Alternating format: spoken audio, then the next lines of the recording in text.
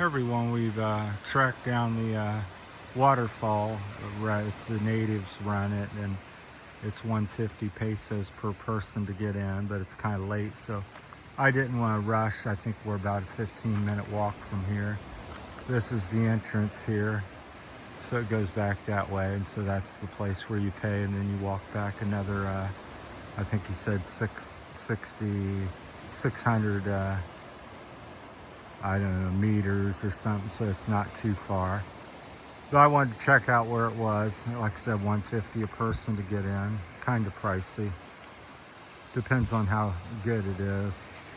So if you can swim and it's really, really good, then but it does help out the local natives. That's not government run, so I was told that. This is like the underground river, that's the government run and government making money. This is the local native people run this, but nevertheless it kind of gets expensive when you're a tourist going to everything, because you quickly, it's a 600 peso ride to get there, then it's 2,000 peso to get in, another 1,500 peso to spend the night or more. So it quickly adds up 10,000 pesos per day here if you're not budgeting much. So it's easy to quickly spend 5 to 10 on the average, and a lot more if you're even more extravagant. We've been getting by on probably 2.5, 2 to 3 probably, because I'm trying to watch it more, because again, we're not as tourists, we're trying to live here and be like the locals and just do the local things, because the locals don't pay all these different fees. They just do what the locals can do. So that's the lifestyle I'm trying to adapt to. Up here's a neat Chinese house. I guess they don't mind too much. We're on the trail, or the road / road, so. But that's the yellow house. You can tell it's Chinese by the wording, the way it's made and stuff. So looks pretty nice. Try to keep the camera up so you can actually see it. Once I get my head tilted down looking at the rocks, because I'm trying not to stub my toes with the sandals. But that's that. They're painting, and some of the gardeners, I assume, maybe are out doing stuff. So that's that. So you know Chinese, let me know what that says. And sure it says the house or something, or anyhow, it's got all that going on. The little I'm not sure, prayer centered thing there in the middle. I'm not very familiar with the Chinese and what they do, but that's that. So that's pretty cool. Well landscaped, well maintained. It's back here about 1 kilometer from the main tourism place where the road's paved. Got the rocks there stained red. It's on the back side of this huge mountain. You can't see it from where we're at, but it's about 4,000 or 5,000 feet high. You got their little globes, flags up and stuff. There's the ocean. Michelle's taking some pictures and stuff. She's kind of getting into the vlogging and reels and doing things, so she's doing that, learning that, and I'm still struggling with my channel. Right now here, I haven't found Wi-Fi. I've got cellular, and of course I can shoot videos all day long. We have electricity, although it was out 12 hours yesterday. But we do have electric, and I do have good cell signal mostly, but I can't, not enough to load the videos. It's another interesting place over here. You can tell it's really gets a beating here, all the rocks and stuff, and pushed up and pushed aside, stacked there to try to smooth out the roadway here. But back there around the corner where you see the boats there on the right, very right side, is where we're staying. There's a nice white sand beach, and just very majestic. The biggest thing I'm, fighting here, or thinking about is, you know, we're in a tourist area and everything's, 50% more than what people, locals are buying. So it's like we looked at eggs today, tray eggs. Of course, that's dirt cheap next to America, but we're not in America and I'm not making American money.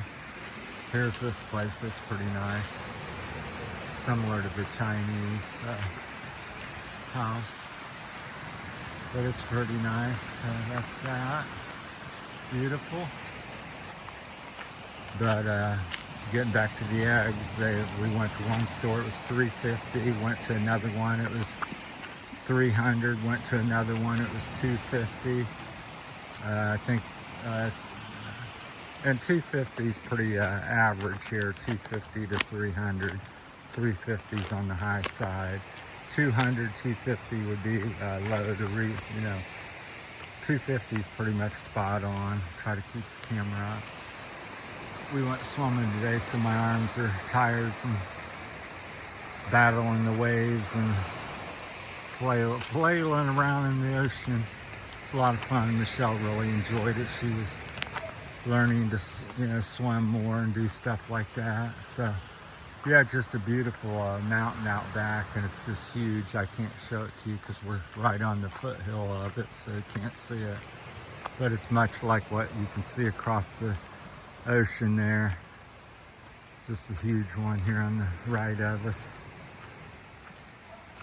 So that's what we're trying to avoid, to make it economical, because it's a big difference. Somebody, a local, living cheap, and a tourist coming for 3 days or 5 days or something, and they don't mind if they spend 5-10 grand, 1,000 pesos a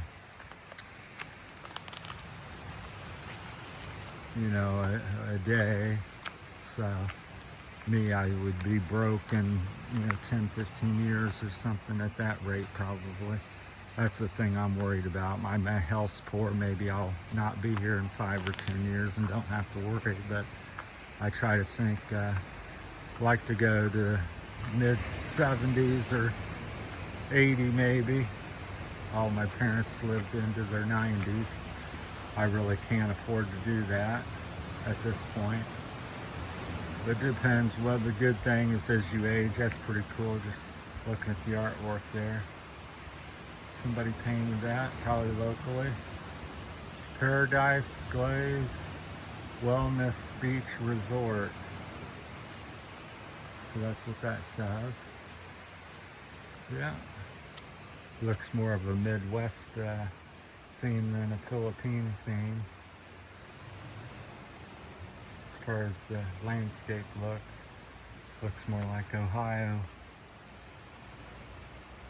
or something, with all the different waterfalls, and maybe the birds there are Philippine birds. Don't know. Somebody can leave a comment. It's interesting.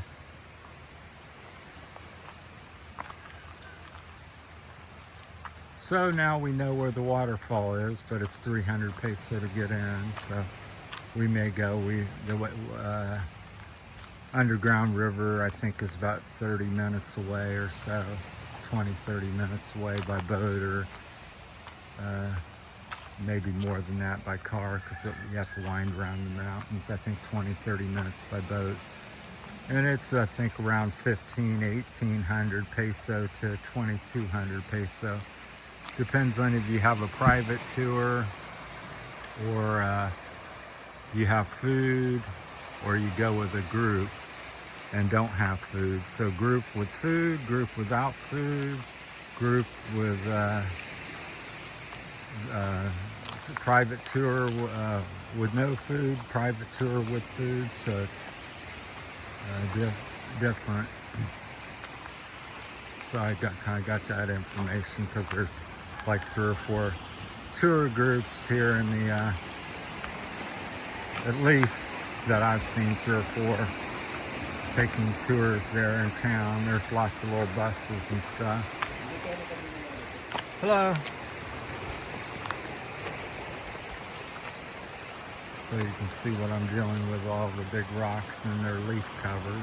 I'm in my sandals trying to watch my toes. So that's why I keep pointing the camera down. I get looking and then it tilts down, but I'll pan around here. It's just beautiful. Most of the native or local people live back in here. It's not very touristy. They're trying to do some with it, but most people's not going to come back here because of the rough conditions, the rocks and walking. It's kind of a little rough. And there's not much, it's no beach back here, at least that I've seen. It's pretty rocky. I guess you could swim, but depends how rocky it is out in the water. It's nice though, it's interesting. I like different variety of things, seeing stuff. So, but this is one of the second or top place I've seen in the Philippines.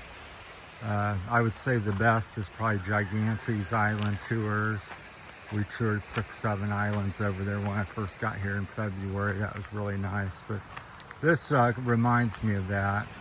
Big cliffs and mountains. You can kind of see the sun lighting up the rock faces there. So I'm sure there's some, I would assume, native monkeys and big snakes and that type of stuff, because it's very rugged wilderness. Then everybody's got their nice little, they take great pride in their boats typically. If they're using them, if they're unused, then no, but that one's like beautiful, very well painted. Sabang. That one's pretty nice too. This little one here is not seen the love. Don't know if it's usable anymore.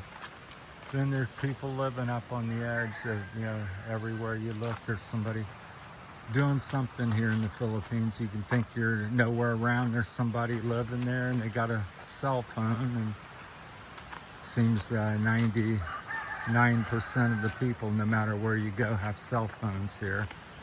I don't know that they all work, but they, you know, once they're on, they can play your games and do some stuff, I suppose, even though you're not really connected to the internet. You have your apps you can get, and I suppose they work without the internet. And then as we come down through here, there's some local, typical Philippine and native people's homes there. So usually bamboo and cement, or a mix of the two, or just one or the other. So that one looks to be, well, all of them look like they're a mix here. But I suppose the most of them fish and live off the land, harvest bananas and coconuts from the land, fish and seafood from the ocean.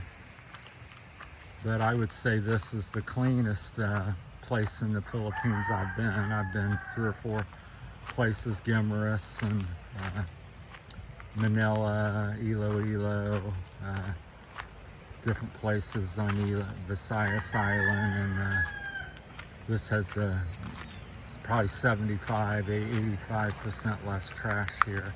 Even though we're back here, there's more trash here, but up in town it's very scarce. They really, I guess they fine you supposedly. They take more pride in keeping it clean, which I think is nice. But the water's just fairly pristine.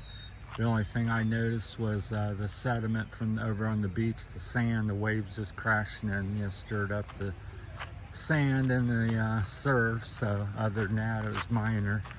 You could still see down a foot or two, or a meter, even with that going on. So here comes some people. Hello. Hey.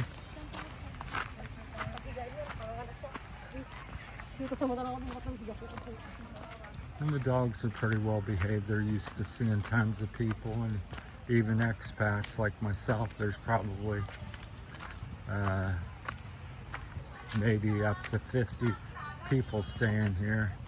Okay, the video's gotten long, so I'll go from there, but we'll make that the last shot over there. You can see the big limestone cliffs and the mountainside. So be posting these sometime in the next 2 or 3 months, whenever I can get some Wi-Fi here. Thanks for watching, everybody. Terry and Michelle's Palawan trip here, and we flew into Puerto Princesa, and this is day 2 here at this area that we've been to.